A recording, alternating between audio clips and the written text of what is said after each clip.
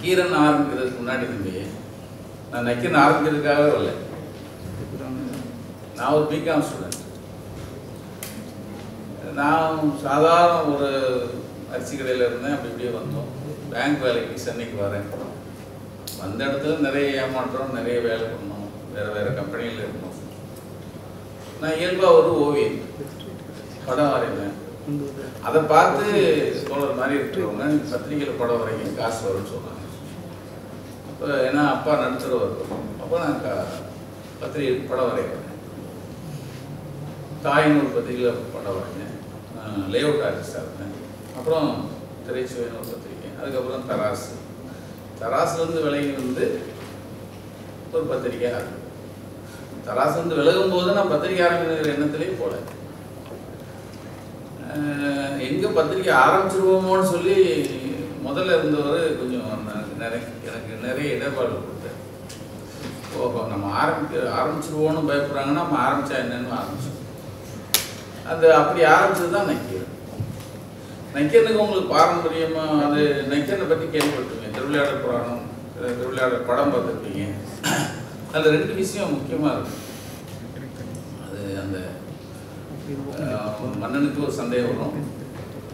அது வந்து 1000 பொற்காசுன்னு சொல்லுவார். சந்தேகத்தை தீர்த்து வைக்கிறதுக்கு தருமி போய் கடவுள்கிட்ட சொல்லுவார். கடவுள் வந்து ஒரு பாட்டை எழுதிடுவார். இதெல்லாம் சினிமாவில் வந்து அந்த பாட்டை கொண்டு வந்து சபையில் பாடுவார்.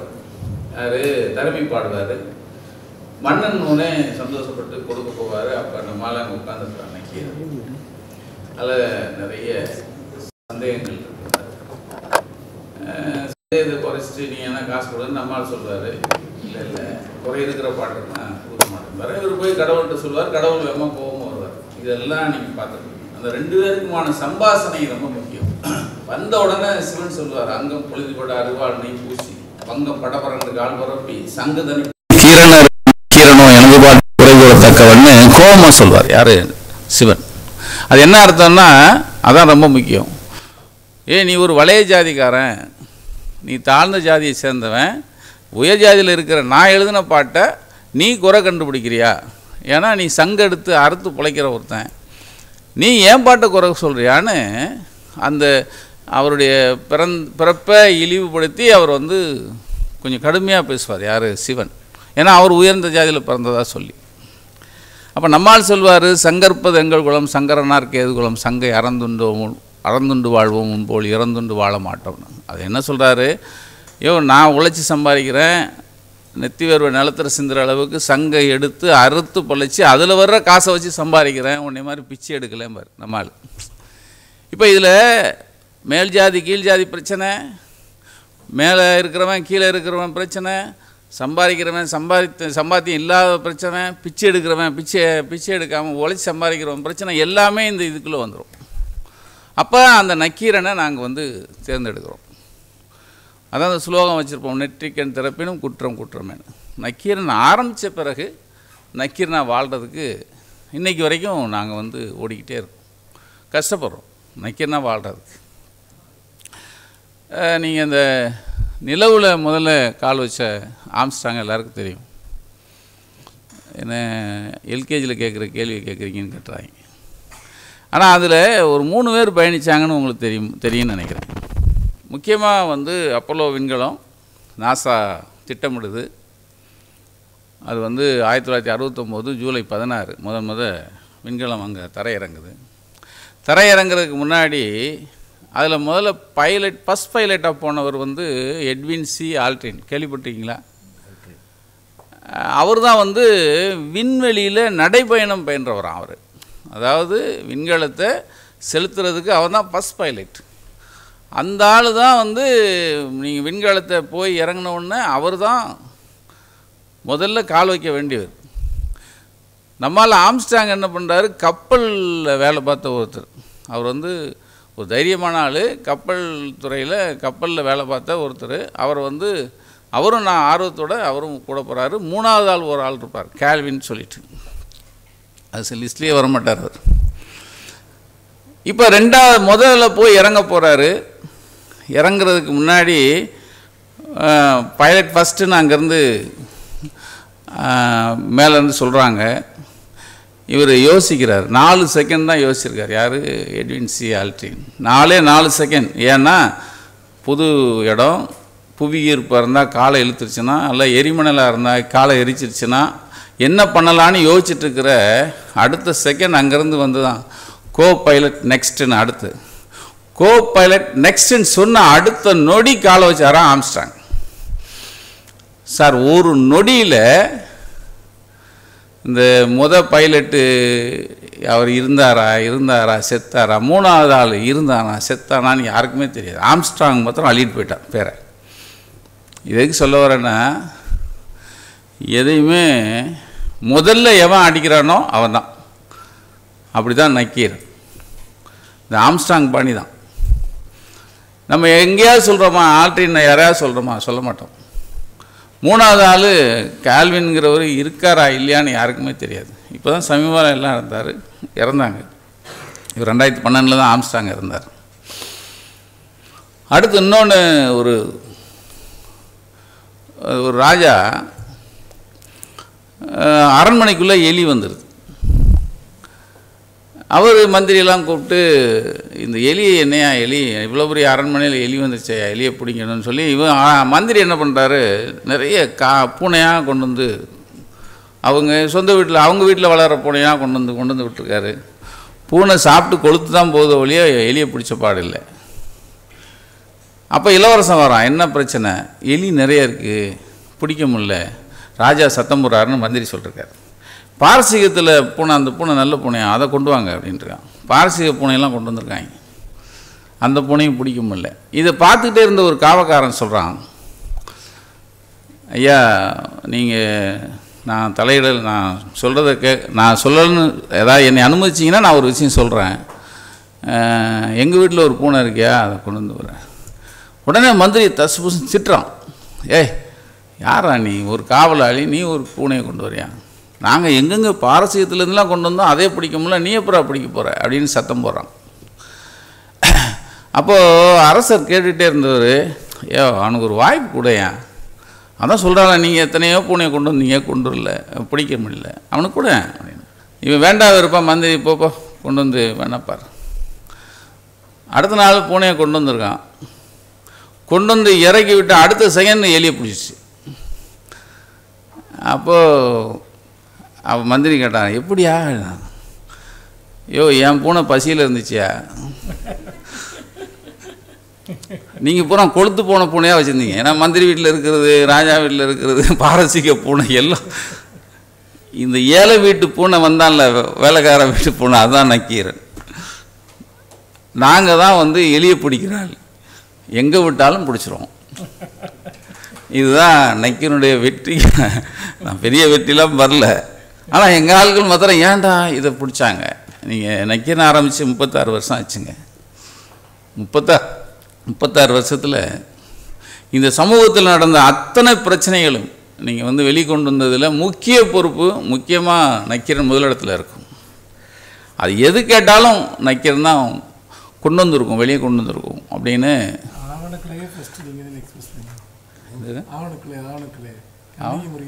ஆமாம், கண்ணகி முருகேசன் கேள்விப்பட்டீங்களா? ஆவணக்கொலை. அது என்ன சம்பவம் தெரியுங்களா? அப்போ எங்கள் மாமனார், நான் அப்போ பொடால சிறையில் இருக்கேன், என்னை எங்கள் மாமனார் சூசைட் பண்ணிக்கிட்டாங்க. அது இந்த அரசாங்கத்துடைய டார்ச்சரில். நான் சொன்னேன்னா வச்சிங்களேன், இந்த பத்திரிக்கை வேணாம்னு போயிடுவீங்க. அதான் சிக்கல் இருக்க. மாமனாரை கொண்டுட்டாங்களா? மாமனார் சூசைட் இந்த டார்ச்சரில். அது பெரிய அடி, எங்கள் நக்கீரனுக்கு கிடைச்ச பெரிய அடி தான். என்ன கொடுமைன்னா, நான் சிறையில் இருக்கேன், மாமனார் சாவை பார்க்கப்படக்கூடாதுன்னு வேறு எனக்கு நிறைய கண்டிஷன் போடுறாங்க. அப்புறம் நாங்கள் உயர்நீதிமன்றத்தில் போய் தான் எனக்கு பரவல் வாங்குகிறாங்க. எனக்கு போலீஸ் மாத்திரம் 450 போலீஸ் பாதுகாப்புக்கு போகிறோம். மாமா அப்போ தம்பியெல்லாம் முன்னாடி போயிட்டாங்க. அப்போ சபையில் நிற்கிறாங்க. அதை நான் எனக்கு பாராவோட எனக்கு ஒரு ஓரமாக வச்சுட்டான், எனக்கு சுற்றி 150 போலீஸ் நிற்கிறான். அப்போ எங்கள் அந்த பகுதி நிர்வாகம் எங்களுக்கு இப்போ 30 அண்ணன் பேசும்போது எத்தனை டிஸ்ட்ரிக்ட்னு கேட்டார். எத்தனை டிஸ்ட்ரிக்ட் யாருக்காவது தெரியுமா? 38. அதை சொல்லாம விட்டார், அதை கேட்டிருப்பேன். 38. நாங்கள் வந்து 4 மாவட்டம் 5 மாவட்டத்துக்கு ஒரு ரிப்போர்ட் இருப்பாங்க எங்களுக்கு, மாவட்டந்தோறும் இருக்காங்க. நாங்கள் டெய்லி இல்லைங்கிறனால 4 மாவட்டம் 5 மாவட்டத்தை பார்த்துக்கிற மாதிரி எங்கள்கிட்ட ஒரு ரிப்போர்ட்டர் இருப்பாங்க. அந்த பகுதியில் எஸ்பி சேகர்னு ஒரு அண்ணன், அவர் லாங்கில் நிற்கிறார், நான் இங்கே சுற்றி போலீஸ். நீங்கள் அப்போ எங்கே இருந்தீங்க தம்பி? நீங்கள் அங்கே அந்த பக்கம் இந்த பக்கம் நிற்கிறாங்க. அந்த எஸ்பி சேகர் மாத்திரம் பேசணுங்கிறாரு, போலீஸ்காரன் விட மாட்டேங்க. தம்பி சேர்ண்ணே சொல்லுங்கள் அப்படின்னு. ஏன்னா கிட்டக்கு வந்தால் தான் அவர் ஏதோ கையில் பாம்பை கொடுத்து நான் வெடிச்சிருவேன்ட்டு எனக்கு பாதுகாப்பு. அப்புறம் அங்கேருந்து ஏன்னா சொல்லுங்கண்ணே, சத்தமாக சொல்லுங்கண்ணே. அண்ணே இங்கே பக்கத்தில்ண்ணே கண்ணகி முருகேசன் ஒரு கல்யாணம் லவ் மேரேஜ்ண்ணே, அவங்க 2 பேரை வந்து சுடுகாட்டில் கொண்டு வந்து காதில் விஷத்தை ஊற்றி கொண்டுட்டாங்கண்ணே அவங்க அப்பா அம்மா முன்னாடியே. என்னாச்சு அப்படின்னா, அதானே அதுக்கு உடனே கிளம்புங்க நீங்கள் அப்படின்னே. உடனே கிளம்புங்க, இந்த இஷ்யூ அது வரணும்னு சொல்கிறேன். நம்ம தான் முதல்ல அதை வெளியே கொண்டு வந்தோம். இப்போ அந்த பிரச்சனையை வெளியே கொண்டு வந்த பிறகு வழக்கறிஞர் ரத்னன் ஒருத்தங்க அதை வந்து கையில் எடுத்து நீங்கள் இப்போ தான் சமீபத்தில் உயர்நீதிமன்றத்தில் அதுக்கு ஒரு நல்ல தீர்ப்பு அடித்தது.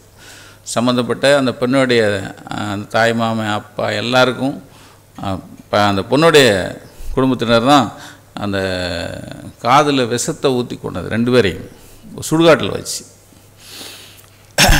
இது நான் என்னன்னு சொல்கிறேன்னா, நக்கீரன் ஆரம்பித்தது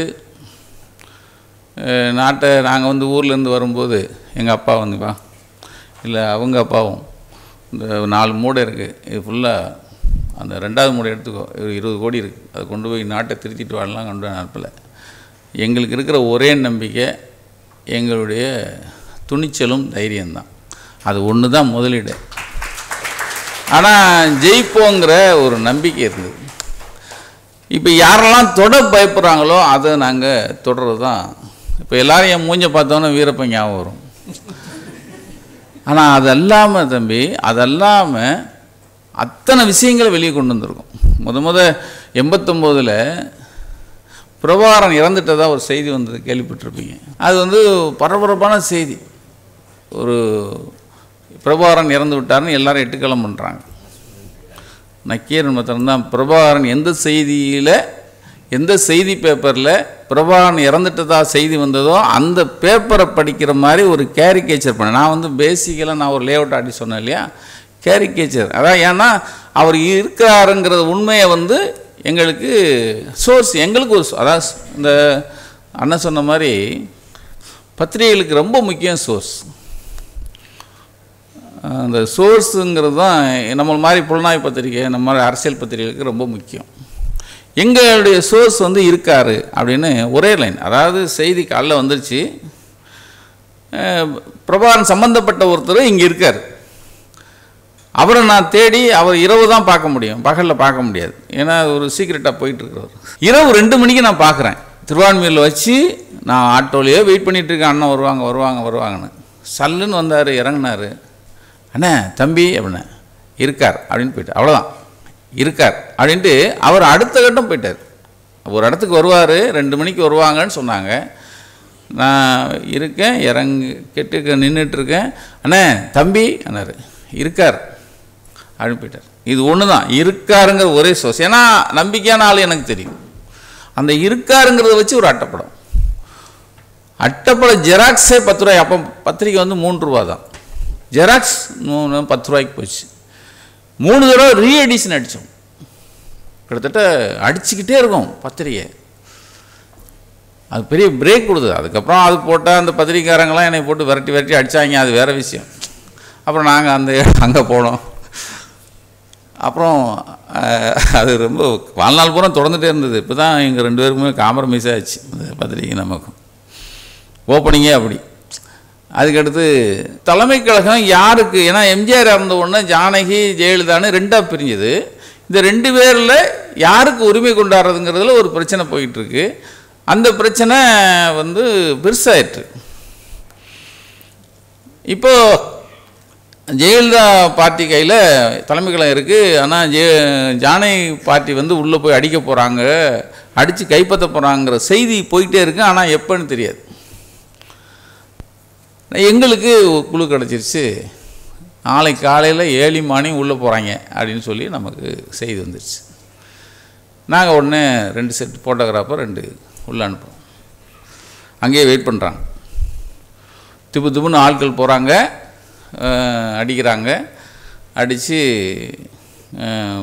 அரசாங்கம் அப்போ டிஎம்கே கவர்மெண்ட்டு 2 பேருக்கு யாருன்னு சொல்லி உரிமையை வந்து கோர்ட்டில் போய் வாங்கின பிறகு நீங்கள் வந்து தலைமை கழகத்தை நீங்கள் எடுத்துங்கன்னு சொல்லி லாக் பண்ணிட்டாங்க, சீல் வச்சாச்சு. சைமல்டேனியஸாக எங்கள் ஃபோட்டோகிராஃபர் அடித்தாச்சு.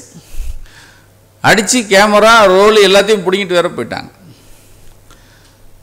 இப்போ சவால் என்னென்னா அந்த ரோலை எடுக்கணும். ஏன்னா அதில் தான் பல உண்மைகள் இருக்குது.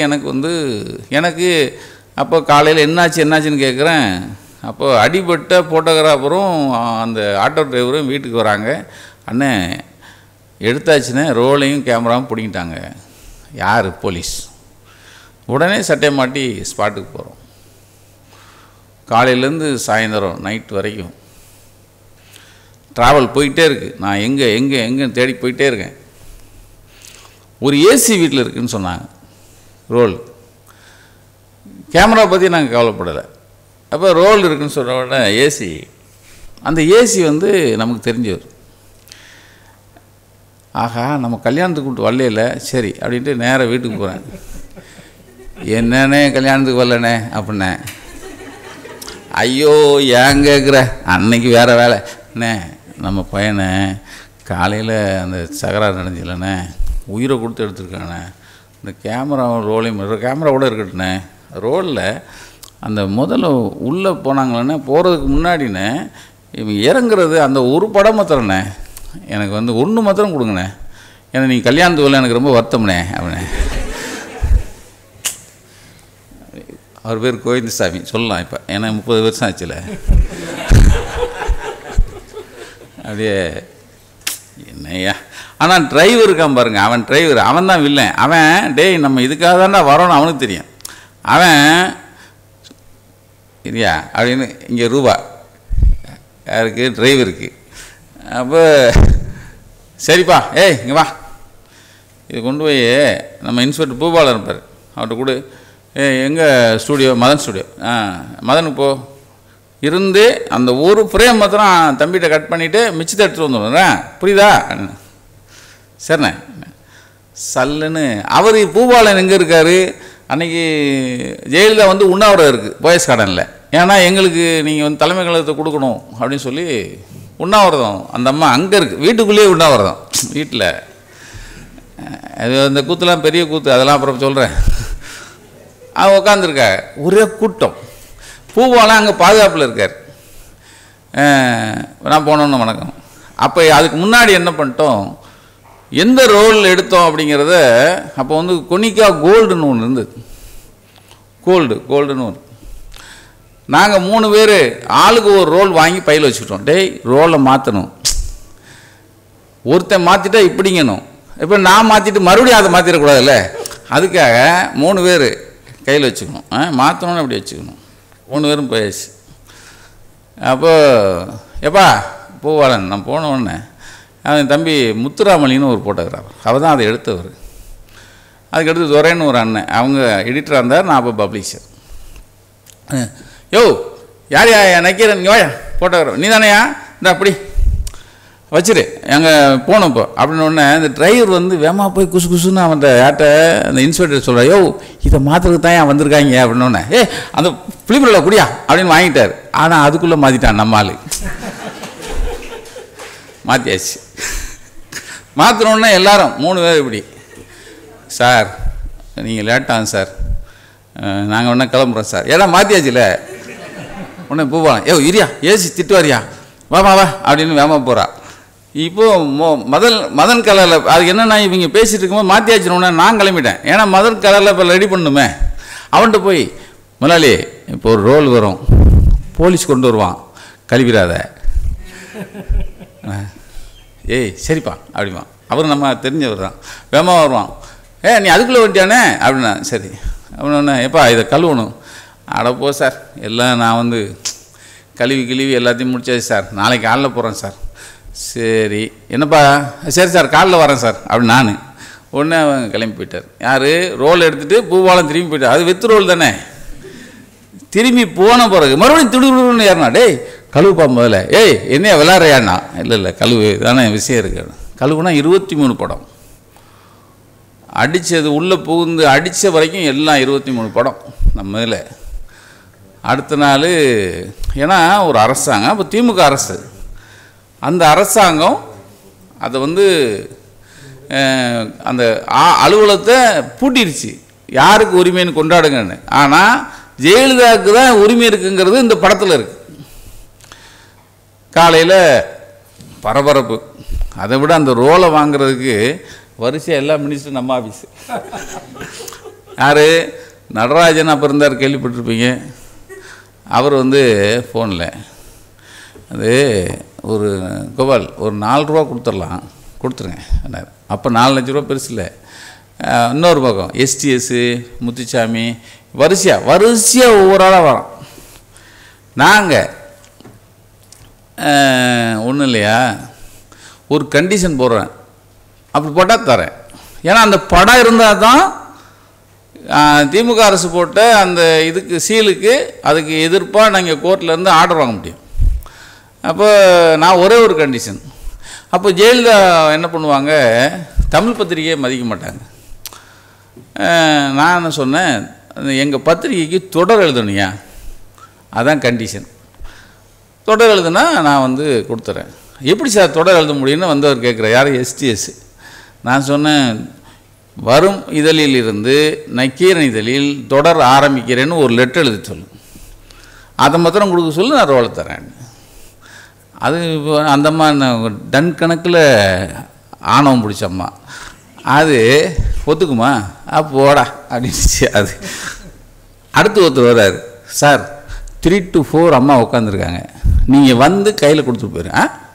வந்து அவங்க கையில் கொடுக்குறதுக்கு நாங்கள் அங்கேயும் வரணும், நீ ஒரு எழுதி வாங்கிட்டு வாயா, நான் வந்தேன் இங்கேருந்து நான் கொடுத்துட்றேன்னு. அது 3 to 4 இதுக்காக உட்காந்துருக்கு.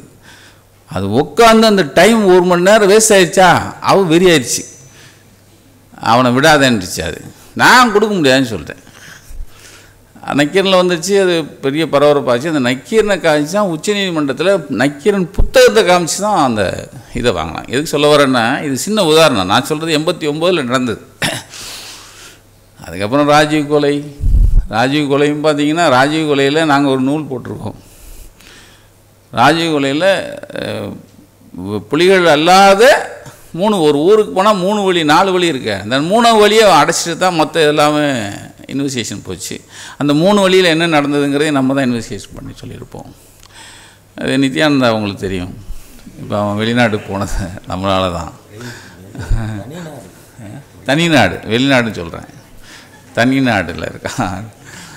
ஆக எதுக்கு சொல்ல வரேன்னா, அதே தான் வீரப்பன்கிறவன். அதாவது ஒருத்தர் வராரு, கொள்றாரு, போகிறாரு அப்படின்னு செய்தி சொல்லிக்கிட்டே இருக்காங்க. எங்களுக்கு நான் சொன்ன லே அவுட் ஆர்டிஸ்ட், நான் அட்டையில் புது படம் கொடுக்கணுங்கிறதுல வெறியாக இருப்போம். அப்படி வந்து எனக்கு புதுசாக தான் அட்டை வரணும் அப்படின்னு சொல்லுவேன். என்னுடைய அட்டை வந்து அவுட்லுக்லேயே அப்போ வந்து நம்ம அட்டையை வச்சு கட்டுரை எழுதியிருப்பாங்க. அப்போது சண்டேயில் எழுதியிருக்காங்க, இல்லஸ்ட்ரேட்டட் வீக்கில் எழுதியிருக்காங்க. நம்ம அட்டை படத்தை மாத்திரமே வச்சு எடுத்துப்பாங்க. அந்த மாதிரி ஒரு பத்திரிகையோட அட்டை ரொம்ப முக்கியம் அப்படின்னு சொல்லுவேன். அப்போது வீரப்பன்கிற ஒரு விஷயம் இப்படி இருக்குது. எல்லாம் பரவலாக பேசிகிட்டு இருக்காங்க. அப்போ சட்டமன்றம் நடக்குது. 1993 ஏப்ரல் 1ஆம் தேதி சட்டமன்றம். ஜெயலலிதா முதலமைச்சராக இருக்காங்க, செங்கோட்டையன் காட்டமைச்சராக இருக்கார். காட்டிலாக்கா காட்டமைச்சர்னு வச்சுக்காங்க. அவர் வந்து சொல்கிறாரு வீரப்பன் கேள்விக்கு, வீரப்பன் எங்கள் தேடுதல் வேட்டைக்கு பயந்து தமிழ்நாடை விட்டே ஓடிவிட்டான், பாம்பே பக்கம் போயிட்டான் அப்படின்னு அவர் சொல்கிறாரு. ஜெயலலிதா ஆமாம் அதை ஆமோதிக்கிறேங்கிறார் அந்தம்மா. நாங்களும் ஆமோதித்தோம், நமக்கு ஒன்றும் இல்லையே, ஏன்னா ஏதோ வீரப்பனை அனுப்பிட்டாங்க போல் அப்படின்னு. வீரப்பன் இருக்கானா இல்லையான்னு முதல்ல கேள்வி இருந்துச்சு. ஏப்ரல் 7ஆம் தேதி 22 பேரை பாம் பிளாஸ்டில் கொள்கிறார். யார்? பாலாறு பாம் பிளாஸ்ட்னு சொல்லிட்டு ஒரு அது இந்த அவங்க ஊர் பக்கம்தான், சேலம் அந்த சைடு. இப்போ ஒரு பத்திரிக்கையாளனுக்கு ஒரு பெரிய ஒரு ஆப்பர்ச்சுனிட்டி. 1ஆம் தேதி செங்கோட்டையன் சொன்னது பாம்பே பக்கம் வீரப்பனை அனுப்பியாச்சு, நாங்கள் எங்களுடைய தேடுதல் வேட்டைக்கு பயந்து ஓடிட்டான் அப்படின்னு சொன்னது உண்மைன்னா, இந்த 22 பேரை கொன்னது வீரப்பனை இருக்கக்கூடாது. இந்த 22 பேரை கொன்னது வீரப்பன் தான் அப்படின்னா 1ஆம் தேதி அரசாங்கம் சொன்னது போய். எல்லாத்துலேயும் பார்த்தீங்கன்னா இப்போ நான் அந்த இது தலைமை கழகம் அடித்தடியிலையும் அரசாங்கம் ஒன்று பூட்டு வச்சு 2 பேர் மேலேயும் தப்பு இருக்குன்னு சொன்னதை நாங்கள் இல்லை ஒரு சைடு தான் தப்புங்கிறத ப்ரூவ் பண்ணோம். அதே தான் இதில்.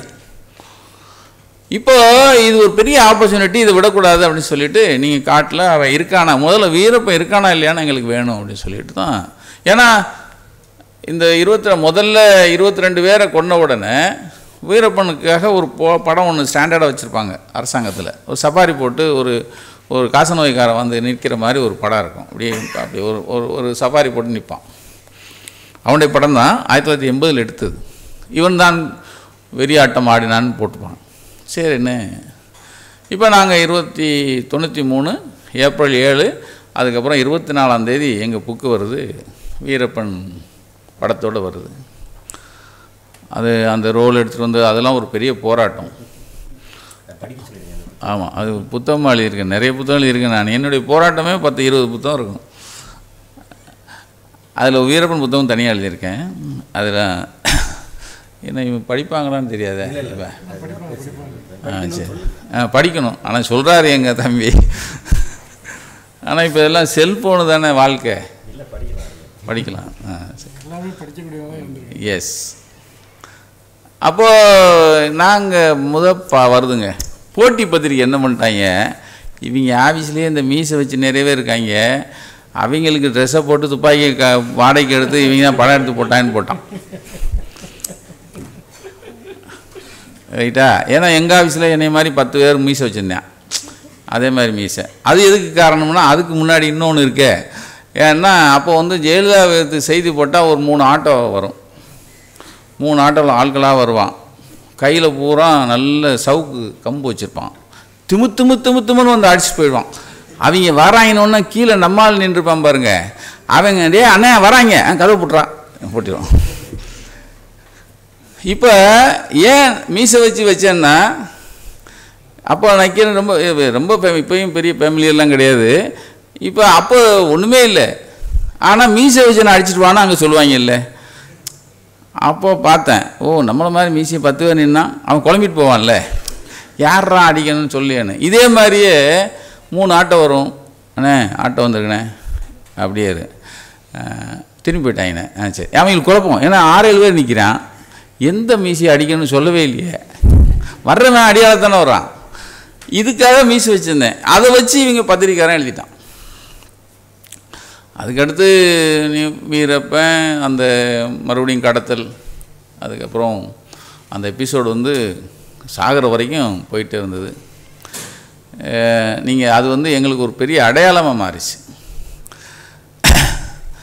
அதாவது பத்திரிக்கைங்கிறது வாய்ப்பு. எனக்கு வந்து நான் வந்து இது நாட்டை திருத்தணுங்கிறதுக்காக நான் வரவே இல்லை. ஆனால் வந்த பிறகு நீங்கள் உதாரணத்துக்கு கள்ளக்குறிச்சி மாணவி கேள்விப்பட்டிருப்பீங்க.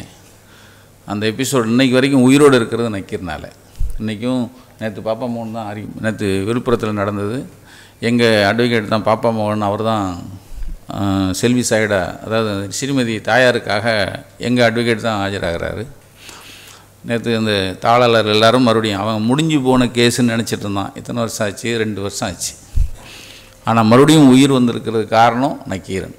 அது சார்ந்து நான் கிட்டத்தட்ட இன்றைக்கி வரைக்கும் என் தம்பி பிரகாஷ்னு எங்கள் தலைமை நிருபர் அவர், இன்றைக்கி வரைக்கும் அந்த இன்வெஸ்டிகேஷன் போயிட்டே இருக்கும். இன்றைக்கி வரைக்கும் அதுக்கு வந்து, ஏன்னா எங்களுக்கு தெரியும் அது வந்து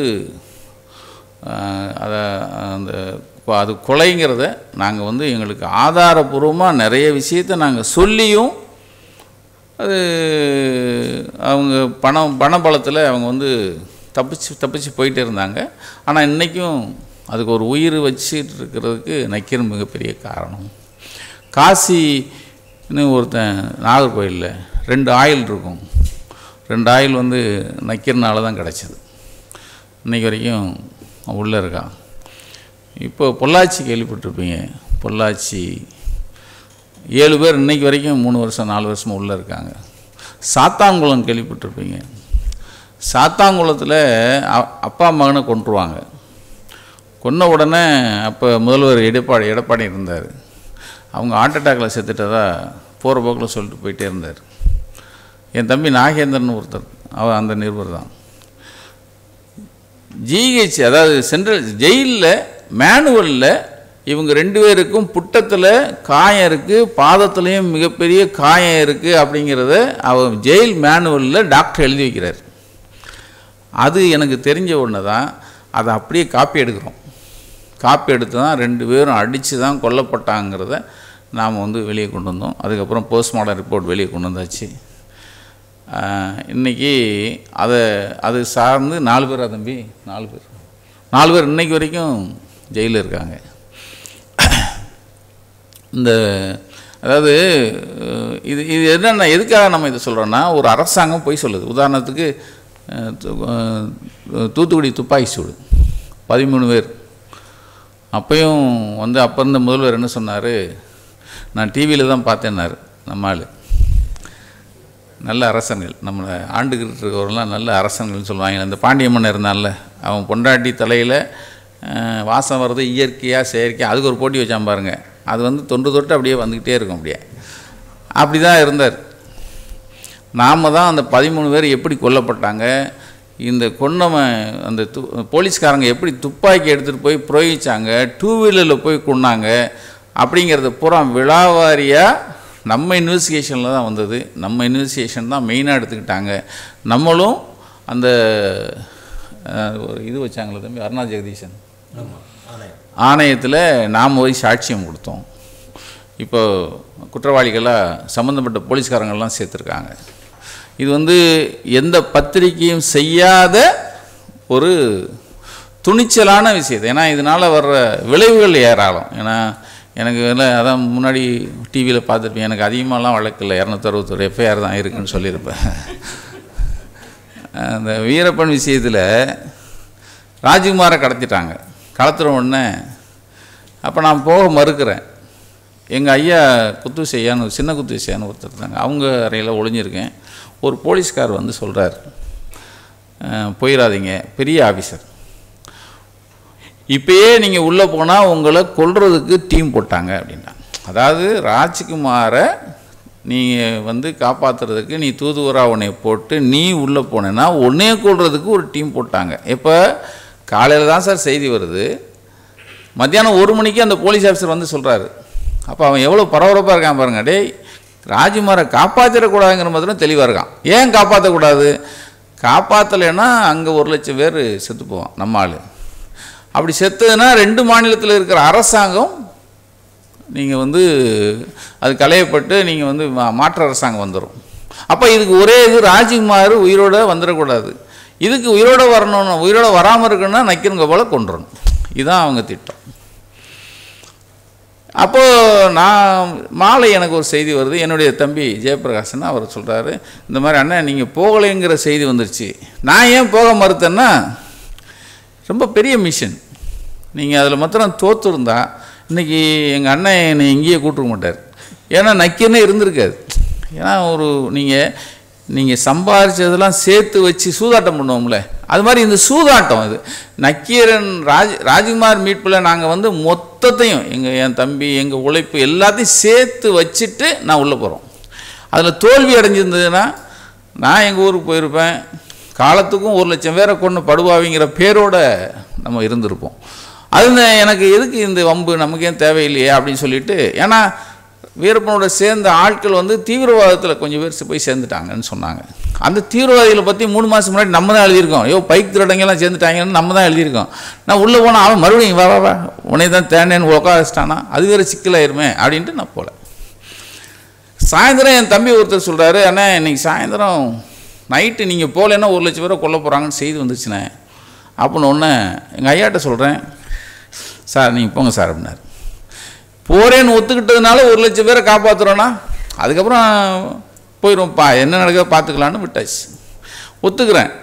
காலையில் ஒரு அறிக்கை வருது போயஸ் கார்டிலேருந்து, நக்கிரங்க போல் அனுப்பக்கூடாது, ஏன்னா அவன் ஒரு பிளாக்மெயிலர், அவனை அனுப்பிடக்கூடாது அப்படின்னு அந்த அம்மா அறிக்கை விட்டுச்சு. நான் என்ன பண்ணேன், ஹைகோர்ட் போனேன். இந்த அம்மா என்னை பற்றி பேசக்கூடாது, ஏன் ஈஸி நான் அப்படின்னு ஹைகோர்ட் என்ன பண்ணுச்சு, ஏம்மா விளையாடாத, இது மக்கள் பிரச்சனை, இதுவும் அரசியல்லாம் பண்ணக்கூடாது, நக்கீரன் கோபாலுடைய இதில் நீ தலையிடக்கூடாதுன்னு ஒரு ஆர்டர் போட்டாங்க. சாகிற வரைக்கும் அந்த ஆர்டர் அப்படியே இருந்துச்சு. அந்த அம்மா ஒன்றும் செய்ய முடியல. ஆர்டர் வாங்கிட்டு தான் உள்ளே போனேன். எவனாவது இப்படி போவானா, யோ உனக்கு நீயே குழியை தோண்டி, அதுவும் ஒரு அம்மா போகாத அனுப்பாதேங்குது, நீ என்ன சொல்ற, நான் போவேன் எப்படி? அதாவது நான் சொல்லுவேன், எதிரியை கூட பெரிய ஆளாக வைக்க வேண்டாம, சும்மா சாதாரண ஆளாம் எதிரியை வச்சுக்கூடாது, வைக்கிறது பூரா எதிரி பெரிய ஆளாக இருக்கணும். அப்போ இப்போ நம்ம சிரிக்கிறோம், ராஜ்குமார் வந்தாச்சு, எல்லாம் முடிஞ்சா ஆட்சி மாற்றம் வருது. ஆட்சி மாற்றம் வர்றதுக்கு முன்னாடி மேனிஃபெஸ்டோவா தம்பி, மேனிஃபெஸ்டோ அந்த தேர்தல் அறிக்கணும்னு வைப்பாங்க பாருங்களா, அந்த இளவில் என்ன பண்ணிட்டாங்க, நாங்கள் ஆட்சிக்கு வந்தால் நக்கீரன் மீது நடவடிக்கை எடுப்போம். அது தேர்தல் அறிக்கை. அதாவது வந்தால் காவிரி நீரை கொடுப்போம், இல்லைன்னா ₹1 ஆட்சி கொடுப்போம்லாம் இல்லை, ஆட்சிக்கு வந்தால் நக்கீரன் மீது நடவடிக்கை எடுப்போம். ஏன்னா அந்த அம்மா சொன்னதை நாங்கள் ஏற்று போயிட்டோம்ல. சார் வந்துச்சு, சார் ஆட்சிக்கு வந்துச்சு, சனி ஆரம்பிச்சிச்சு.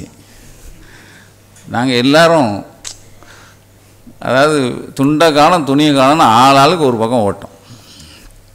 ஒரு பக்கம் நைட்டு போகணும், இன்னும் உயிரோட இருக்கீங்க அப்படின்னு. ஏன்டா, இல்லைண்ணே வேறு மாதிரி செய்தி வருது. அப்புறம் நான் ஒன்று தம்பி, அப்புறம் என்னோட தம்பி என் காமராஜ் இருந்தார், தம்பி இப்படி செய்தி வருது. இல்லைண்ணே, அண்ணே தலைவரை அரெஸ்ட் பண்ணதா செய்தி. கலைஞரை அரெஸ்ட் பண்ணிட்டாங்க, நம்மளை நினச்சிட்டாங்க எல்லோரும்.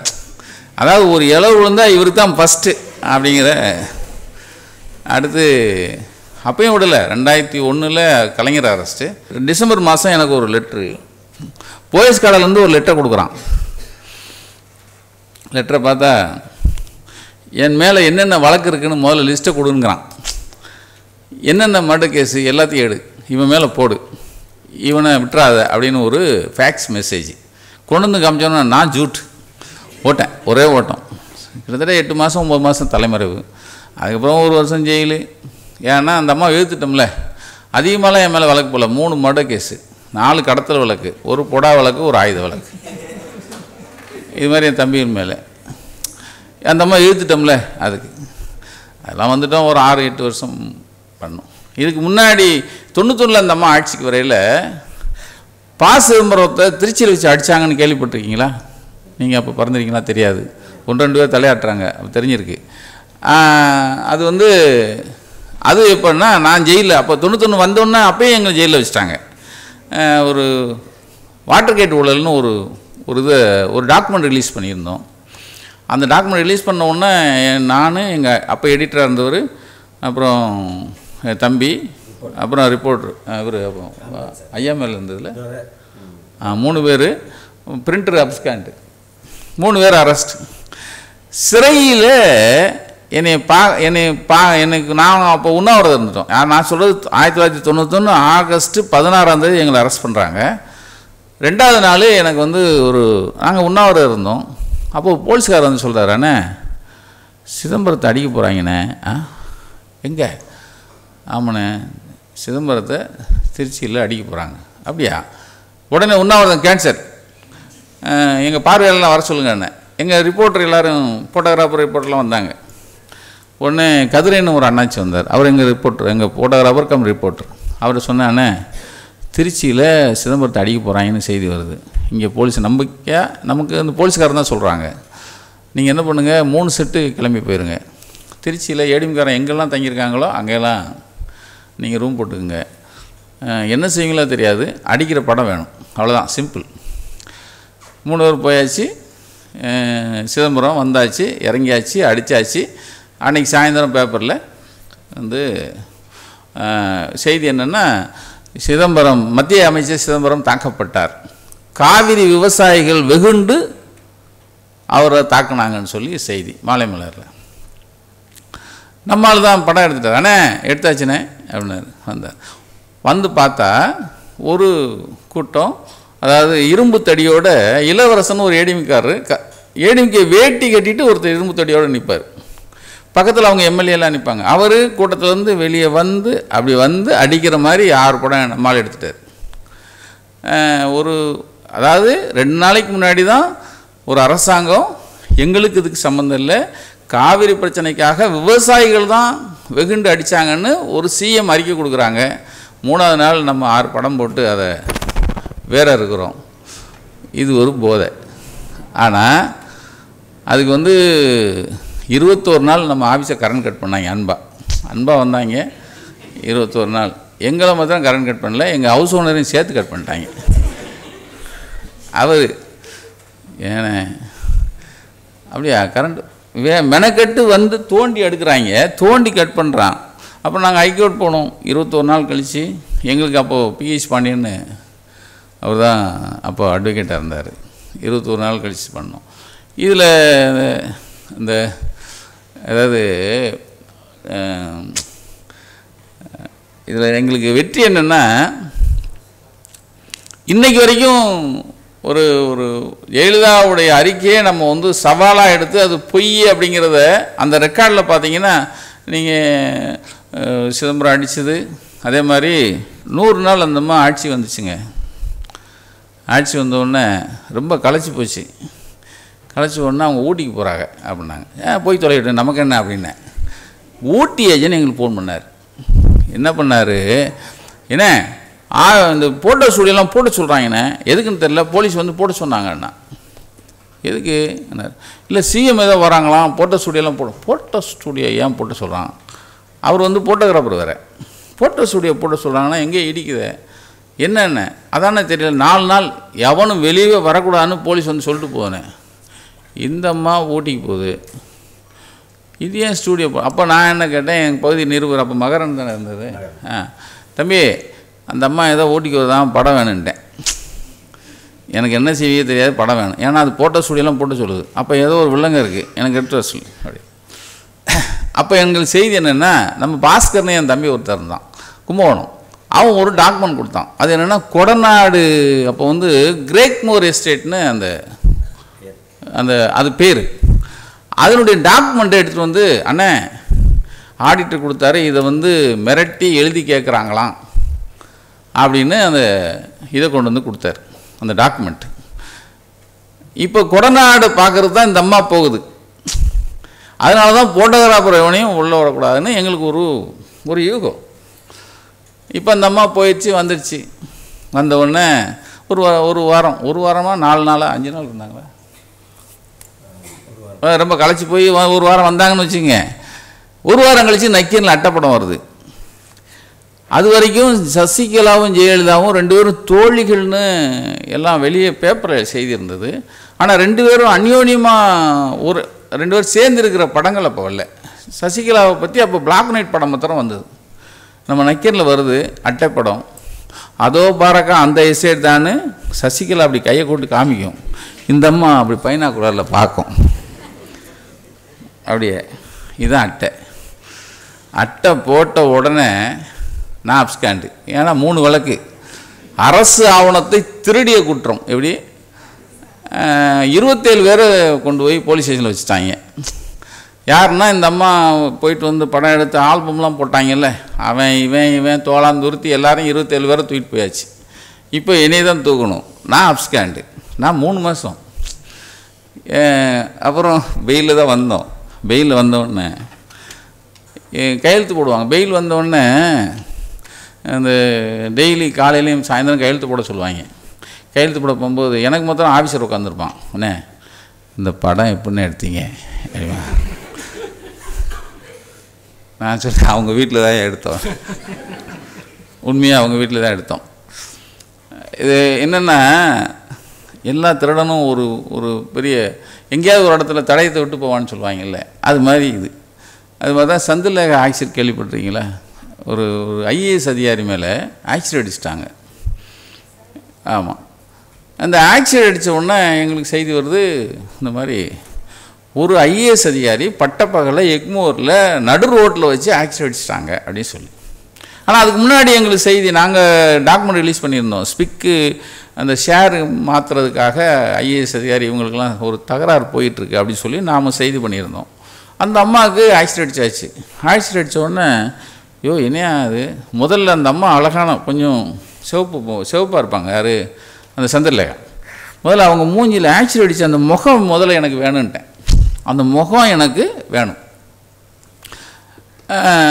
அது என்னாச்சு, அவங்க சம்மந்தப்பட்ட அந்த பாதிக்கப்பட்டவங்க யாரையும் உள்ள விடலை, அந்த படமும் எடுக்க விடலை, யாரையும் சந்திக்கலை. ஆனால் எங்களுக்கு படம் வேணும் அப்படின்னு. அப்போ என் தம்பி தான், அப்போ ஆர்வி சாமிநாதன் தானே, சாமிநாதன் ஒரு அமைச்சர், அவர் என் தம்பியோட ஃப்ரெண்டு. அப்போ எனக்கு இணையாசர் காமராஜர் இருந்தார், அவருடைய ஃப்ரெண்டு. அங்கேயே போய் கடையாக கிடந்து ஒரு வாட்ச்மேன் வேலையை விட கேவலமாக பார்த்து, விவி சாமிநாதன் வாட்ச்மேனை விட கிடையாக கடந்து ஒரு 2-3 வாரத்தில் அவங்க ஆல்பத்திலேருந்து அந்த படத்தை சுட்டு வந்துட்டார். அதாவது எதுக்காக அதை எடுத்தோன்னா, ஒரு பெண் மேலே ஒரு பெண்ணுக்கு எதிராக இழைத்த அநீதி, அதை அட்டையில் போட்டோம். ஏன்னா அந்த பாதிப்புங்கிறது ஒரு ஐஏஎஸ் அதிகாரியே தனக்கு ஒத்து போகலைங்கிறதுக்காக எப்படி பண்ணாங்க. சரி, இப்போ படத்தை போட்டாச்சு. இது யார் பண்ணா? போலீஸில் எங்களுக்கு சோர்ஸஸ் இருக்கு இல்லையா. எவனோ ஒருத்தன் திருநெல்வேலிக்காரனா, எங்கேருந்து வந்தாங்கன்னு தெரில, அவங்க தான் பண்ணாங்கன்னு சொல்கிறாங்க. அங்கே அவன் பாம்பேயில் இருக்கான்னு சொன்னாங்க. இப்படியே ஒரு செய்தி போகுது. நான் உடனே என் தம்பி செல்வராஜனும் திருச்சி பெரம்பலூர் ரிப்போர்ட்ரு, அவனை உடனே திருநெல்வேலி அனுப்புகிறோம். திருநெல்வேலியிலேருந்து பாம்பே அனுப்புகிறோம். பாம்பே போகும்போது நான் சொல்லிவிட்றேன், நீ அங்கே தாசன் நம்ம ஏஜென்ட் இருக்கார், அவர்கிட்ட போ, திருநெல்வேலிக்காரன் எவனாவது சமீபத்தில் சென்னைக்கு போனானான்னு கேளு, இல்லை சென்னையிலேருந்து 2 மினிஸ்டர் எவனாவது இங்கே யாராவது பார்த்தாங்களா, அதான் எனக்கு வேணும். கரெக்டாக 2 மினிஸ்டர் போனாங்க. ஆமாண்ணே 2 பேர் வந்தாங்கண்ணே, இந்த அவனை சுர்லாவையும் அண்ணாத்தனையும் பார்த்தாங்கண்ணே அப்படின்னு நம்மால் தாஸ் சொன்னார். இவரை போய் நீ முதல்ல சுர்லாவை பார்த்து படம் எடுத்து வந்துடுனேன். தம்பி போய் சுர்லா படத்தை எடுத்துட்டு இவன் தான் ஆக்சிடென்ட் அடித்தது அப்படின்னு சொல்லி அது வந்த பிறகு, நம்ம செய்தி போட்ட பிறகு தான் அந்த சுர்லாவே அரெஸ்ட் பண்ணி கொண்டு வந்தாங்க. அவன் ஓப்பன் கோர்ட்லேயே சொன்னான், என்னை இந்த மினிஸ்டர்லாம் சேர்ந்தாங்க சொன்னாங்க. கடைசியில் அவன் எய்ட்ஸில் செத்து போயிட்டான். அது வேறு விஷயம். ஏன்னா உண்மையை சொன்னால் இருக்க விட மாட்டாங்கல்ல. அது ஆக இது எனக்கு கொடுத்த டைட்டில் என்னென்னா, துணிச்சலும் நேர்மையும். இது படா நேர்மையோட படா துணிச்சலோட நிறைய பண்ணோம். ஆனால் அது கொடுத்த விலை ஜாஸ்தி. நாங்கள் கொடுத்த விலை, நான் சொன்னேன்ல, எங்களுடைய பிரிண்டர் இறந்துட்டார். ஒரு முறை அந்த அம்மா 100 நாள் போயிட்டு இந்த படம்லாம் போட்டோம்ல, போட்டோன்னா ஒரு ஆட்டம் போட்டதுனால இங்கே ஒரு ஹிட்லர்னு ஒரு தொடர் எழுதினோம். அதுக்கு அன்பாக எங்கள் மேலே தமிழ்நாடு பூரா பத்திரிகை எரித்தாங்க. தமிழ்நாடு பூரா ஏஜெண்ட் அடித்தது, பத்திரிகை வாங்குறவங்களாம் அடித்தாங்க. அதை மறுபடியும் நாங்கள் சிவகாசியில் அடித்து எல்லாம் பிரிண்ட் போட்டு எல்லாத்தையும் எல்லா கடையிலும் கொண்டு போய் சேர்த்தோன்னு வச்சுங்க. அதனால் இழந்தது நிறைய. இப்போ இவ்வளோ பெரிய துயரம் வந்துச்சுங்கிறதுனால அதை கண்டித்து ஒரு தலையங்கம் எழுதணும். அந்த தலையங்கத்துக்கு ஒரு நாள் காலையில், அன்றைக்கி ஏப்ரல் 10 என்னுடைய பிறந்தநாள், காலையில் எங்கள் வீட்டுக்கு நல்லமுத்து தேவர்னு சொல்லிட்டு கம்பெனிலேருந்து ஒரு பெரிய சிலம்பாட்டக்காரர் தான் செக்யூரிட்டியாக இருந்தார். அப்போ வீட்டில், ஏன்னா அடிக்கடி சேனலில் எல்லாத்துலேயும் ஒரு இந்த முட்டை எரிஞ்சிட்டு போயிடுவாங்க. என்ன முட்டைன்னது, ஆசிட் முட்டை எரிஞ்சிருவாங்க. வீட்டில் என்னங்க சவுண்டுமா, எவனோ ஒருத்தன் கல் எரிஞ்சிருக்காமா, பின்னாடி போய் பார்த்தா அது கருப்பாக இருக்கும். இது இப்படி போயிட்டே இருந்தது. அதனால் பாதுகாப்பு கொஞ்சம் ஸ்ட்ரிக்டாக இருக்கட்டுன்னு ஒருத்தர் போட்டிருந்தேன். அவர் காலைல 3:30 மணிக்கு ஃபோன் பண்ணுறாரு, இந்த மாதிரி அண்ணே ஐயா, இந்த மாதிரி ராமேஸ்வரத்துலேருந்து உங்களுக்கு உங்கள் ஃப்ரெண்ட்லாம் வந்திருக்காங்களா, இன்றைக்கி நான் இது வேறு என்ன உங்கள் பிறந்தநாளைக்கு வாழ்த்து சொல்ல, மணி என்ன போனேன் 3:30 மணி அவன் பிறந்தநாளைக்கு சொல்கிறாங்க, அவங்களுக்கு போய்ட்டு ஆஃபீஸ் வர சொல்லுங்க அண்ணே. அன்னைக்கு எங்களுக்கு பழக்கம் என்னென்னா, எங்கள் மாமனார் வீட்டிலேருந்து 6 மணிக்கு பிறந்த நாளைக்கு சீர் வரும். காலைல 6 மணிக்கு திறக்கிறேன், என் மாப்பிள்ளை நிற்கிறாரு, சுற்றி 20 பேர் போலீஸ் நிற்கிறான். நீங்கள் தான் காலைல 3:30 மணிக்கு வந்ததானே? Yes sir. என்ன அரெஸ்ட் ஆனேன்? Yes sir. சம்மன் இருக்கா? Yes sir. அண்ணா சரி உட்காருங்க, டீ சாப்பிட்டு அப்படி போகலாமா? இப்போயே உடனே வரணுமா? சார் நீங்கள் நல்லா குளிச்சுட்டு வாங்க சார், நாங்கள் வெயிட் பண்ணுறோம் சார் அப்படின்னா. 20 பேர் அப்படி வரிசையாக, எங்கள் வீடு ஒரு சின்ன வராண்டா இருந்தது, அதில் சேரை போட்டு வரிசையாக உட்காந்துருக்காங்க. இந்த ஃபோனுக்கு நேராக உட்காந்துக்கிட்டாங்க. நான் எதுவும் ஃபோன் பண்ணுவேன்னு நினச்சேன். நான் உள்ளே ஒரு ஃபோனு எக்ஸ்டென்ஷன் வச்சுருக்கேன், மூதேவி அவங்களுக்கு தெரில. நேராக உள்ளே போய் ஃபோன் பண்ணேன். அப்போ பேச்சு பண்ணி தான் இருந்தார். சார் இந்த மாதிரி அரெஸ்ட் பண்ணிட்டாங்களா என்ன? கோபால், ஐயா 4 நாள் லீவ் வருதே, உங்களை கொண்டுருவாங்களே, நீங்கள் தப்பிக்க முடியுமா அப்படின்னாரு. சரி சார் ட்ரை பண்ணுறேன். நான் என்ன பண்ணேன், என் துணைவியாரை எழுப்பி எப்பா ஒரு 20 டீயை போடப்பான்னேன். அவங்க கண்ணு கருத்துமா எழுந்திரிச்சு, கைது பண்ண வந்தவனுக்கு டீ போட்ட முதல் மனைவி எங்கே தான். அது கண்ணு கருத்துமா டீயை போட ஆரம்பிச்சிட்டாங்க அவங்க.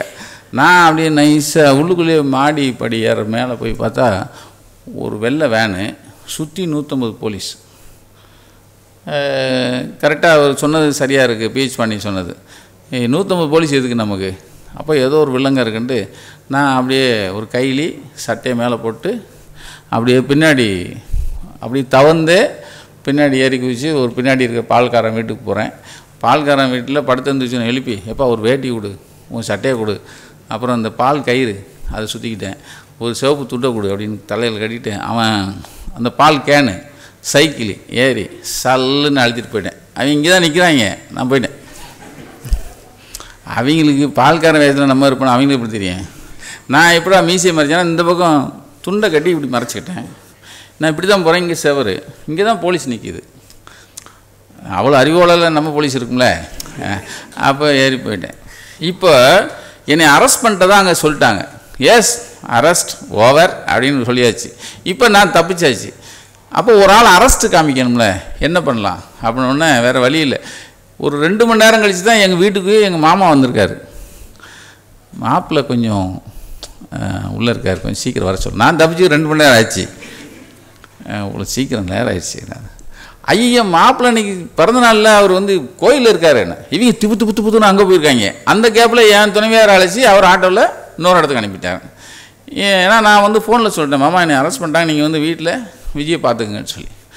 இப்போ நான் தப்பிச்சிட்டதுனால வேறு வழி இல்லாமல் எங்கள் பிரிண்டரை அரெஸ்ட் காமிச்சிட்டாங்க. 10 நாள் வச்சுருந்து அவர் இறந்துட்டார் என் டார்ச்சரில். ஏன்னா என்னை எங்கே இருப்பான் நான் ஓட்டேன், அதில் இறந்துட்டார். எதுக்கு சொல்ல வரேன்னா, இந்த இத்தனை விஷயங்களை வெளியே கொண்டு வந்திருக்கோம், அது ஒரு பெரிய பெருமை தான். ஆனால் அது கொடுத்த விலை ரொம்ப ஜாஸ்தி. நான் கடைசியாக இப்போ ஒரு செய்தி, அந்த செய்தியை டிடிவி தினகரனே ஒரு பேட்டியில் எங்கள் அம்மா நல்ல நான்வெஜ் சாப்பிடுவாங்க அப்படின்னு ஒரு பேட்டியில் சொல்கிறாரு. அதை தான் நான் முன்னாடி சொல்லியிருந்தோம். 1000 பேர் அடித்தான் ஆஃபீஸை. 1000 அடிக்கட்டும், அது வேறு விஷயம். ஆனால் அவங்க திட்டமே என்னை கொல்றது, என் தம்பிகள் ஒரு 5 பேர் சேர்ந்து கொல்றதுன்னு தான் பிளான். அந்த நான் முதல்ல சொன்ன பாருங்கள், மேலே மாடியில் இருக்கும்போது ஒரு வேனு, இந்த 150 போலீஸ் இருந்தாங்கன்னு. அழகு திருநாகரசன் இறந்துட்டார். அவர் அதிமுகலேருந்து திமுகவுக்கு அப்போ வந்தார். வந்த பிறகு அவர் என்னை பார்த்தார். யோ எப்படி அன்னைக்கு தப்பிச்ச அப்படின்னார். என்னைக்குண்ணே? அதான் அன்னைக்கு ஏப்ரல் 10ஆம் தேதி காலைல எல்லாம் முடிச்சிடறதா தானே உனக்கு அனுப்பியிருந்தேன். ஜவஹர்னு ஒருத்தன் தானே வந்தான் நாகப்பட்டினத்துலேருந்து உனக்கு போடுறதுக்கு. அதான் வேனில் தான் உள்ளே வச்சுருந்தோம் அவனை. எப்படி தப்பிச்சான்னார். ஓ அந்த வேனு உள்ளே ஆள்றதாங்கண்ணா. ஆமாம் ஜவஹர் அவன் பயங்கர மர்டரிஸ்டியா, உன்னை போடுறதுக்கு தான் அவடார். பீச் பண்ணி சொன்னது சரியாக போச்சு பாருங்கள் அன்றைக்கி. அதாவது அவங்க ஐடியா என்னென்னா, அரெஸ்ட் பண்ணி உள்ளே வச்சு உள்ளே அடித்து நொங்கி போகிற வழியில் தள்ளி விட்டுறது. இப்படி தான் திட்டம் போட்டிருந்தோம், தப்பிச்சிட்டே அப்படின்னாரு. அதே மாதிரி தான் இந்த ஆஃபீஸ் அடித்தது. ஆஃபீஸ் வச்சு அடித்து அன்றைக்கி 3 வகையாக எங்களை கொலை பண்ணுறதுக்கு ரொம்ப திட்டம்லாம் போட்டாங்க. தப்பிச்சு உங்கள் முன்னாடி இன்றைக்கி பேசிகிட்டு இருக்கேன். இப்போ துணிச்சல் வேணும், சாதுரியம் வேணும். அதே நேரம் இந்த செய்தியினால் இந்த சமூகத்துக்கு என்ன வகையான நன்மையை கொடுக்குது. உதாரணத்துக்கு நீங்கள் கள்ளக்குறிச்சி ஏன் பண்ணோன்னா, இந்த பள்ளி தாளாளர் நினச்சா அவன் எந்த ஒரு செய்தியையும் மறைச்சிருவாங்க அப்படிங்கிற ஒரு செய்தி. உதாரணத்துக்கு சிவசங்கர் பாபா கேள்விப்பட்டிருக்கீங்களா? சிவசங்கர் பாபான்னு ஒருத்தர், அவர் வந்து பிஞ்சு பிள்ளைகளை, நீங்கள் வந்து அது பள்ளிகளில் படிக்கிற பிள்ளைகளை அவர் வந்து தன் இச்சைக்கு பயன்படுத்திட்டு இருக்காருன்னு செய்தி. நம்ம தான் அதை வெளியே கொண்டு வந்தோம். அது வந்து கொஞ்சம் கடுமையான போராட்டம். அவர் வந்து 90 நாள் உள்ளே இருந்தார். ஸ்கூலை க்ளோஸ் பண்ணிட்டாங்க. அங்கே படிக்கிற எல்லா பிள்ளைகளையும். ஆக இந்த சமூகத்துக்கு நீங்கள் வந்து இந்த மாதிரி இருக்கிற பள்ளி தாளாளங்கிற போர்வையில் இந்த மனித மிருகங்களை, மனித மாமிசம் சாப்பிட்றவங்களை வெளியே கொண்டு வர்றதை முக்கியமாக நாங்கள் கையில் எடுத்துருவோம். அதுதான் இந்த பத்மசேஷாத்திரி ஒருத்தன் அன்றையோட பாடம் எடுத்தான ஒருத்தன், ராஜகோபால்னு ஒருத்தன். அதை முதல்ல வெளியே கொண்டு வந்தது நம்ம தான் எடுத்தோம். நம்ம தான் வெளியே கொண்டு வந்தோம். அது என்னென்னா, அதுக்கு முன்னாடி வந்து ஒரு ஒரு பையன் நீங்கள் வந்து நீச்சல் குளத்தில் இறந்தது, அதுதான் நம்ம வெளியே கொண்டு வந்தோம். ஆக இப்போ நீங்கள் எல்லாருமே ஜேர்னலிசங்கிற ஒரு விஷயத்துக்குள்ளே வந்துட்டீங்க. அதில் ரொம்ப முக்கியம் இன்வெஸ்டிகேஷனுங்கிறது ரொம்ப முக்கியம். இப்போ புலனாய்வு வந்து எங்கள் குணசேகர் சொன்னார், புலனாய்வு இப்போது வந்து அதுக்கு ஒரு கேப் இருக்குது, அது வந்து இடைவெளி இருக்குதுன்னு சொன்னார். அது நக்கீரன் அந்த நக்கீரனில் வந்து தொடர்ந்து அதை வந்து நாங்கள் இந்த விஷயத்தை இன்றைக்கி 36 வருஷமாக இன்றைக்கு வரைக்கும் கையில் எடுத்து நாம் போராடிட்டுருக்கோம். அந்த போராட்டங்கிறது மக்களுக்கான போராட்டம் தான். நீங்கள் வந்து எப்பயுமே நாங்கள் பாதிக்கிற பக்கம் அவங்க பக்கம்தான் நிற்கிறது. நீங்கள் இப்போ செல்வி பக்கம், இது அந்த பிள்ளையை பறி கொடுத்துட்ருக்கிற அந்த அவங்க பக்கம்தான் நம்ம எப்பயுமே நிற்போம். அது எவ்வளோ பெரிய எதிர நிற்கிறவன் எவ்வளோ பெரிய ஆளாக இருந்தாலும் அதை பற்றி நாங்கள் கவலைப்படுறதில்ல. எத்தனை வழக்கு வந்தாலும் அஞ்சுறதில்ல அதை பற்றி. ஏன்னா என் மேலே இருக்கிற வழக்குகளுக்கு மொத்தமாக டோட்டல் போட்டாலே 700 வருஷம் வேணும். அதை நான் திரும்பி பார்த்தா நான் பத்திரிக்கை நடத்த முடியாது. ஆனால் அதை மீறி இந்த சமூகத்துக்கு நீ என்ன, அதாவது பத்திரிக்கை அப்படிங்கிற ஒரு விஷயத்தை ஆரம்பிச்சுட்டு, இல்லை சார் இது நமக்கு சரியாக வராது. ஒரு பாப்பா கேட்டுச்சு, நீங்கள் தான் கேட்டீங்க. அதாவது அந்த கேள்விக்கு அண்ணன் சரியாக சொல்லிட்டாரு. இதுதான் இந்த உலகம், இந்த உலகத்துக்குள்ளே தான் வாழணும். ஆனால் ஜெயிக்கிறதுக்கு நிறைய வழி இருக்குது. அது மாத்திரம் நீங்கள் என்ன வழின்னு கேட்டுறாங்க. இப்போ நான் என்ன வழின்னு தெரிஞ்சு தான் நான் வரல. ஆனால் நூல் பிடிச்சா போய்கிட்டே இருக்குது. நீங்கள் நிர்மலா தேவின்னு ஒரு கேள்விப்பட்டிருப்பீங்க. இப்போ கூட சமீபத்தில் நம்ம தான் வெளியே கொண்டு வந்தது.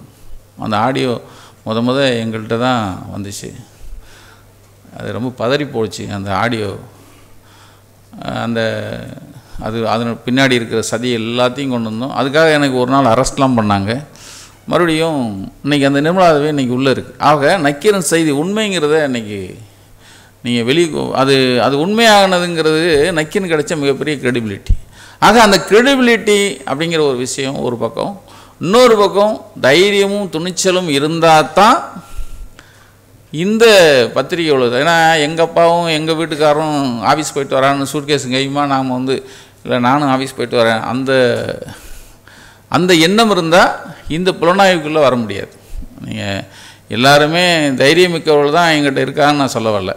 ஆனால் நாங்கள் எடுத்த கொள்கையில் நீங்கள் எதையும் நீங்கள் வந்து துணிஞ்சு வெளியே கொண்டு வர்றதுக்கு நீங்கள் வந்து எந்த நேரமும் நக்கீரன் கதவு திறந்திருக்கும் அப்படிங்கிற நம்பிக்கையில் தான் எங்களை நம்பி நாங்கள் நிறைய செய்திகளை நாங்கள் வெளியிடுறோம். இப்போ சமகாலத்தில் செல்ஃபோன் வந்து எல்லாரையும் மழுங்கடிச்சிருச்சு. நான் வந்து அது பைக்கில் இருக்கிற சனியன்னு சொல்லுவேன் எப்பயுமே. அது வந்து நம்ம பையிலே வச்சுட்டு இருக்கிற ஒரு சனியனோட நம்ம அலைகிறோம். ஒவ்வொரு மனுஷனுடைய ஆவரேஜாக ஒருத்தர் மனுஷனுடைய 3 மணி நேரம் 4 மணி நேரம் தூக்கத்தை சாப்பிட்டுருச்சு. அது நல்லபடியாக சாப்பிடுதா கெட்டபடியாக சாப்பிடுதா அதுக்குள்ளே இல்லை. ஆனால் இதை மீறி இன்னும் ஜெயிக்க வேண்டியது நிறைய இருக்குது. ஏன்னா எலக்ட்ரானிக்குங்கிறது ரொம்ப பெருசு. எலக்ட்ரானிக் வந்து இன்னும் அடுத்தடுத்து என்ன ஆகுன்னு எனக்கு தெரியாது. ஆனால் இதை மீறி இப்போ நாங்கள் அடுத்த கட்டம் யூடியூப்பு ஆன்லைன் வந்துட்டோம். இப்போ ஓடிடி தளத்துலேயும் உள்ளே வந்துட்டோம். இப்போ கூசே முனுசாமி வீரப்பண்ணு ஒரு டாக்கு சீரிஸ் வந்திருக்கு, பார்த்துருப்பீங்க. அது வந்து என்னுடைய மக தான் ப்ரொடக்ஷன், தீரன் ப்ரொடக்ஷன். என் மக தான் எடுத்திருக்கு, எங்கள் டீம் தான் அது. அடுத்த கட்டமும் வந்துட்டோம். ஆக இது வளர்ச்சி அடைகிறதுக்கு ஏற்ற மாதிரி நாங்களும் அடுத்த கட்டம் கால் வச்சிட்டோம். இந்த இப்போ நான் சொன்னது பூராமே இது நான் ஒரு கால்வாசியில் 10 விழுக்காடு சொல்லியிருக்கேன். இன்னும் 90 விழுக்காடு இருக்குது. ஆனால் புலனாய்வு பத்திரிகை அப்படின்னாலே நாங்கள் எடுத்துக்கிட்டது துணிச்சலும் தைரியத்தையும் மாத்திரம் வரவழைச்சி எங்கள் பத்திரிகையை நீங்கள் நடத்திட்டு போகிறோம். தமிழகத்தின் அரசியல் புலனாய்வு வரலாறு நக்கீரன் பப்ளிகேஷன்ஸ். இந்த கோடை விடுமுறையை புத்தகங்களுடன் கொண்டாடுங்கள். கோடை காலத்தை முன்னிட்டு ஏப்ரல் 23 முதல் மே 30 வரை நக்கீரன் வெளியீடுகளான அனைத்து நூல்களுக்கும் 25% சிறப்பு தள்ளுபடி. புத்தகங்களால் கோடையை கொண்டாடுவோம். நக்கீரன் டிவிக்கு சப்ஸ்கிரைப் செய்யுங்கள். உங்கள் ஆதரவே எங்கள் பலம். ஆசிரியர்களுக்கு நண்பனாகவும் மாணவர்களுக்கு ஆசானாகவும் திகழும் தேர்வு வழிகாட்டி. ஒவ்வொரு பாடத்திற்கும் அனுபவமிக்க ஆசிரியர்களின் துல்லியமான தெளிவான விடைகள். CNC இருக்கு, தேர்வு பயம் எதற்கு? இது தீரன் பப்ளிஷிங் ஹவுஸ் விற்பனை வெளியீடு.